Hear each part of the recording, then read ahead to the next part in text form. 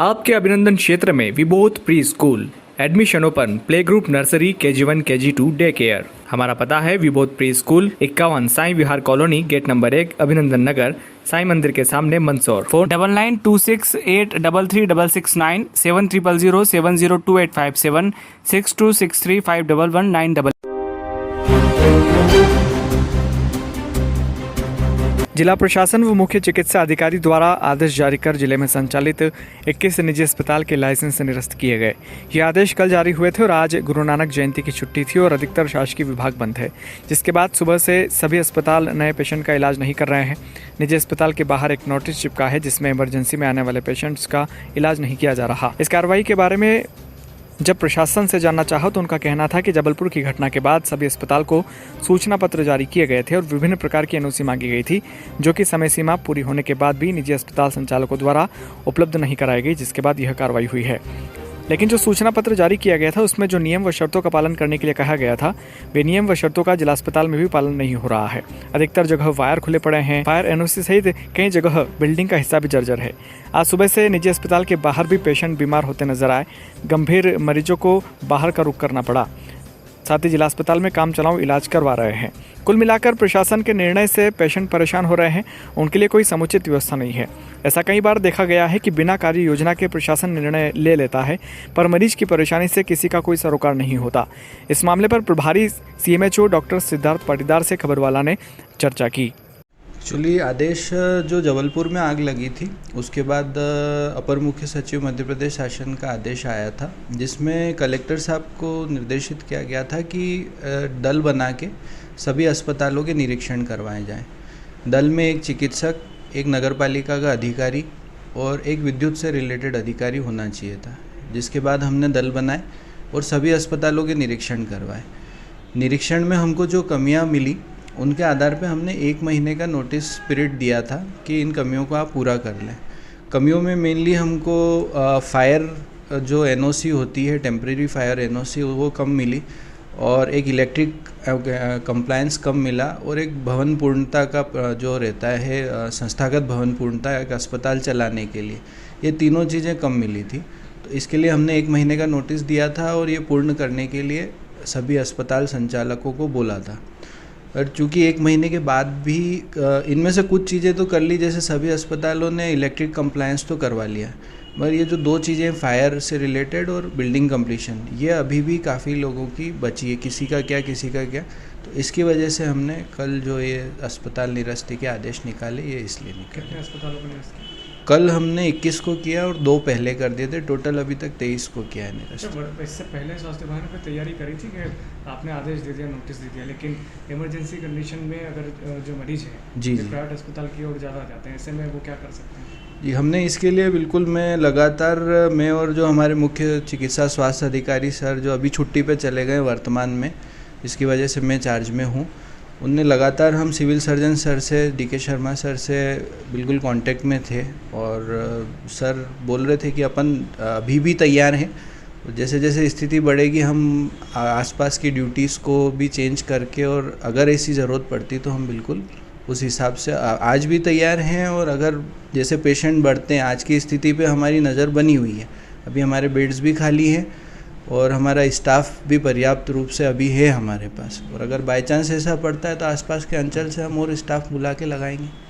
अच्छा, प्राइवेट अस्पतालों को तो हमने नियम की बात हमने कर दी, क्या सिविल अस्पताल में सारा नियम कायदों का पालन हो रहा है? कई जगहों पे वायरिंग खुली पड़ी है। जी सर, फायर नॉर्म्स में हम खरे इसके लिए हमने अप्लाई बिल्कुल कर रखा है सिविल में भी, और सिविल सर्जन सर इसके लिए हमारे प्रदेश स्तर से हमको भी आदेश आते रहते हैं और हमने इसके लिए सिविल सर्जन सर के थ्रू बिल्कुल इसके लिए फायर के लिए और इलेक्ट्रिक कंप्लायंस के लिए हमारी जो गतिविधियां हैं वो चालू हैं। वर्तमान में डायलिसिस और न्यूरो सर्जन के लिए क्या व्यवस्था है? जैसे कोई हेडेक का कोई पेशेंट आ जाए, डायलिसिस के लिए कोई पेशेंट आ जाए सर? डायलिसिस मशीन्स हमारी सेंटर चलता है डायलिसिस का, और न्यूरो सर्जरी में तो जनरली प्राइवेट में भी अपने यहाँ ऐसा कोई अस्पताल है नहीं जहाँ वर्तमान में न्यूरो सर्जरी होती है, सभी को वहाँ भी रेफ़र किया जाता है। और यहाँ भी हम स्टेबल करके रेफ़र करने के लिए हमारे यहाँ भी सर्जन्स और मेडिकल ऑफिसर्स और एमडी मेडिसिन्स अवेलेबल हैं। जो प्राइवेट में है वो यहाँ भी है। ये आगे क्या है? आज हमारी सुबह से मीटिंग का दौर चल रहा था। आदरणीय कलेक्टर साहब, विधायक साहब और सभी आईएमए मेंबर्स के साथ हमारी मीटिंग सुबह से चल रही थी। उसमें सभी का कहना है कि करीब करीब 1 महीने का समय और अगर उनको दे दिया जाए तो उनकी जो बची हुई कार्रवाई है वो भी पूर्ण कर ली जाएगी। इस मामले पर क्या कहा कांग्रेस नेता सौमिल नाहटा ने, सुनते हैं। मेरी समझ से एक चीज़ परे है कि अचानक से क्या हुआ कि जो प्राइवेट अस्पताल जो नॉर्म्स पूरे नहीं कर रहे, वो आज कोई 30 साल पुराना है, कोई 15 साल पुराना है, तो क्या अचानक से हुआ। बहरहाल अगर कोई ये बहुत संवेदनशील मुद्दा है, अगर किसी ने नॉर्म्स पूरे नहीं किए बिल्कुल कार्रवाई, लेकिन उनकी जवाबदारी कब सुनिश्चित होगी, जब परमिशन दी गई। इतने सालों से नर्सिंग होम चल रहे हैं, अचानक से क्या हो गया। क्या जिला अस्पताल की इतनी सुदृढ़ व्यवस्था है क्या कि सारा पेशेंट का फ्लो जिला अस्पताल संभाल सकता है। कोई आपातकालीन स्थिति हो जाए तो क्या व्यवस्था है। इन सब को सोचे बगैर इस तरीके से एक निर्णय ले देना, मेरे को लगता है कि ये प्रशासनिक सूझबूझ तो छोड़िए, ये दूरदर्शिता भी छोड़िए, कोई नीति का कोई व्यवस्था ही नहीं, कोई सोच नहीं। एक दिन मन में आया, हमने ये निर्णय ले लिया। और क्या मंदसौरी जिला इसमें दिखा, पूरे प्रदेश की क्या स्थिति है। इन सब को लेकर प्रश्न चिन्ह उठते हैं और यहाँ के जवाबदारों को ये सुनिश्चित करना चाहिए। आए दिन हम ये बात सुनते हैं कि जिला अस्पताल रेफरल अस्पताल बना हुआ है, डॉक्टरों की कमी है, मशीन पड़ी हुई है लेकिन चलाने वाले नहीं हैं। हम उनकी तरफ तो पहले कोई ध्यान दे नहीं रहे, अब यहाँ आ गए। ये हमारे यहाँ का एक मजबूत एक लापरवाही, मतलब मैं कहना चाहता हूँ कि जो हेल्थ व्यवस्था है वो सब चरमरा गई है। आज इतने लोग परेशान होकर मेरे को भी फ़ोन किए कि कहाँ जाएं, तो इन सब परिस्थितियों का जवाब कौन देगा।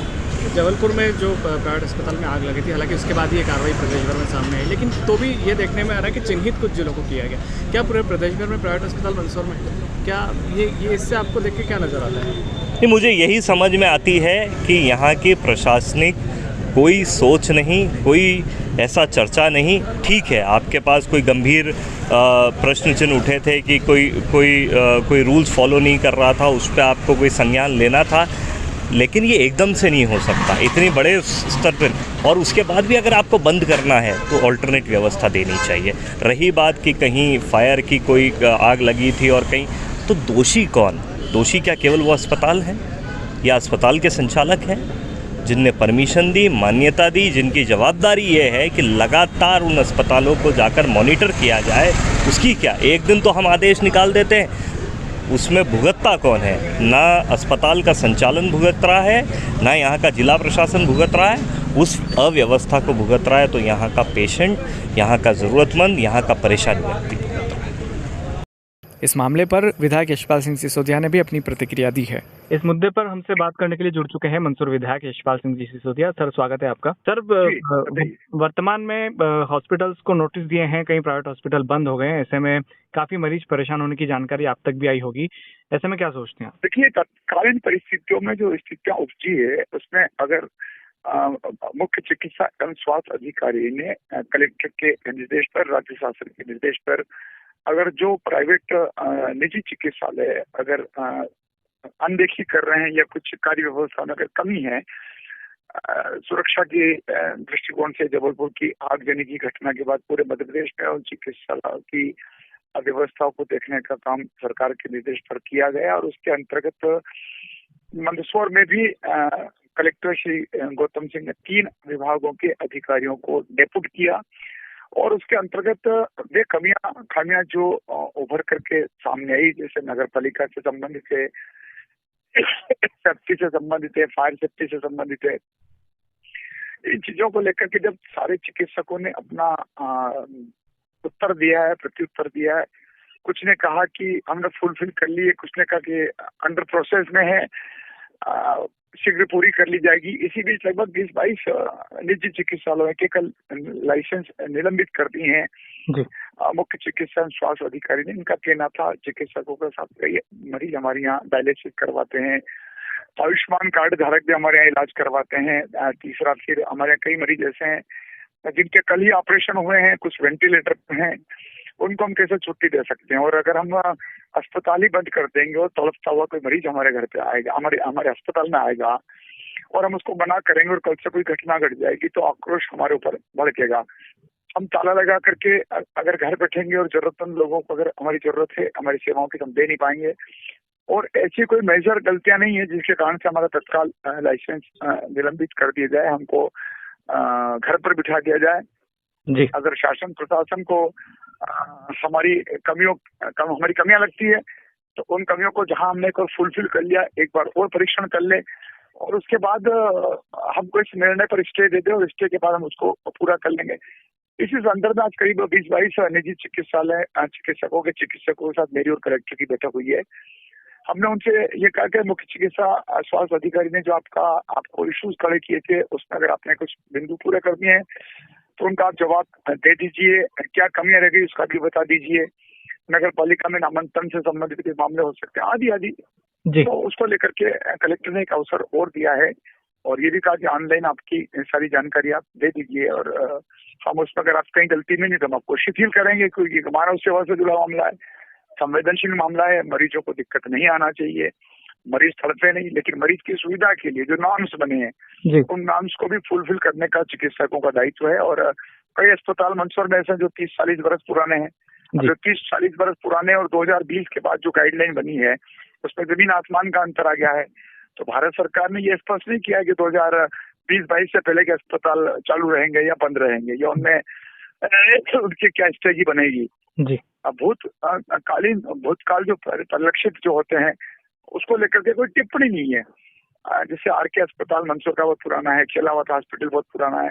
नए अस्पताल वाले जो नई भूमि पर जमीन पर अपना अस्पताल बना रहे हैं निजी चिकित्सालय, वो नियमों को और नॉर्म्स को फुलफिल कर रहे हैं, लेकिन पुरानों के यहाँ भी अगर परिवर्तन हो गया है, रिनोवेशन हो गया है, उस पर अगर सारी सुविधाएं, ऑपरेशन थिएटर है, लेबोरेटरी है, एक्सरे मशीन है, लिफ्ट है आदि जो आवश्यक है, अगर उन्होंने पूरी कर रखी तो उनको निरंतर करना चाहिए।